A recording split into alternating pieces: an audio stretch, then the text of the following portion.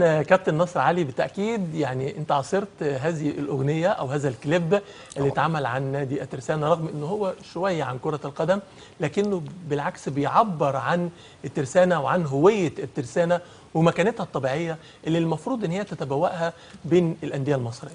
والله إن شاء الله ربنا هيعيد الأيام دي. طبعا نجومنا العظام دول احنا عارفينهم كويس قوي، حافظينهم وحافظين اللي عملوه من أول الكابتن الشيوي، مرورا بكابتن حنفي، مرورا بكابتن يحيى السيد. ناس كتير قوي في الترسانه احنا عاصرناهم وكانوا مثل اعلى لنا.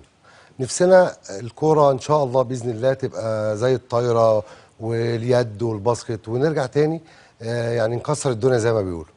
احنا دايما اي حد في مصر او الوطن العربي بيتكلم على مصر بيتكلم على الاهلي والزمالك والترسانه. انا اعتقد ان دول من اكبر انديه مصر، وان شاء الله هنرجع من اكبر انديه مصر. فعلا بيبقى في اوقات في مباريات بتحس فيها ان الحظ مش حليف ليك او التوفيق مش حليف لفرقتك، رغم ان كرة الطايره معروفه يعني نقطه نقطه. والله بص، انا عندي مبدأ بيقول انا اجتهد جدا واعمل كل اللي عليا واسيب التوفيق لربنا. ربنا اكيد هيوفق المجتهد وربنا يعني كريم جدا، فعلى طول بيوفقنا الحمد لله، لان احنا بنجتهد بامكانيات قليله، بنجتهد عشان نعمل حاجه لنادينا. احنا بنحب الترسانه، وحتى اللعيبه اللي بجيبها بحاول اخليها تحب الترسانه لو هم من بره الترسانه. نعم. وبصراحه شديده يعني المجلس اللي موجود دلوقتي ما بيوعدش بحاجه ما بينفذهاش. كل مره بقعد مع الحاج طارق والاستاذ محمد جلال وكابتن ثروت والمسؤولين عن الرياضه في النادي، بتفق معاهم على اتفاق. هتعمل ايه يا ناصر؟ والله انا هقدر اجيب المركز الكذا، انا السنه دي هقدر اصعد، السنه الجايه ممكن اقعد في دوري المحترفين في النص. كل مره بتفق وبطلب طلبات هم بينفذوها، وربنا بيوفقنا ونحقق اللي احنا او التارجت اللي احنا اتفقنا عليه. نعم الحمد لله. الحلقه اللي فاتت انا قلت كده تعبير عباره، قلت عليك ان تكون متحفزا وليس راغبا. المتحفز هو الانسان اللي بينقض على الفرصه علشان يصل الى القمه، انما الراغب ده هو من يكتفي بالتمني دون ان يجاهد. تتفق معايا؟ اكيد انت لازم تبقى جاهز جدا ومتحفز جدا عشان تقدر توصل لهدفك.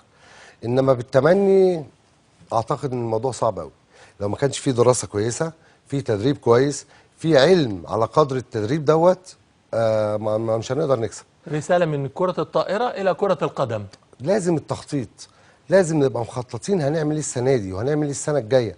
يعني كل مره انا بقول انا هطلع مركزين 3 في الدوري، لغايه ما هوصل لفتره هبدا انافس فيها على الدوري ده طموحي، طموح مشروع جدا بامكانياتنا، وهنقدر ان شاء الله زي ما قدرنا زمان. احنا زمان كنا برضو رغم ان الامكانيات قليله كنا تاني مصر وتالت افريقيا، كنا يعني كان عندنا اجيال قويه جدا. ان شاء الله هترجع الاجيال دي على ايد اللعيبه اللي موجوده. احنا اخترنا لعيبه كويسه قوي من كل حته، شفنا ايه اللي ناقصنا السنه اللي فاتت وعوضناه بمساعده الاستاذ محمد جلال والحاج طارق، وطلبت ميزانيه معقوله ووافقوا عليها. قدرنا نجيب بيها لعيبه منتخبات مصر، قدرنا بيها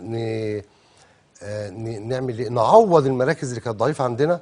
فاعتقد ان احنا بقى عندنا فرقه واقفه على رجليها، نقدر نقول ان هي تنافس وتلعب ماتش قوي جدا مع الزمالك، تلعب ماتش قوي جدا مع الاهلي، الند بالند. النتيجه في الاخر بتوفيق ربنا. ايه رايك نعرض لك القائمه دي؟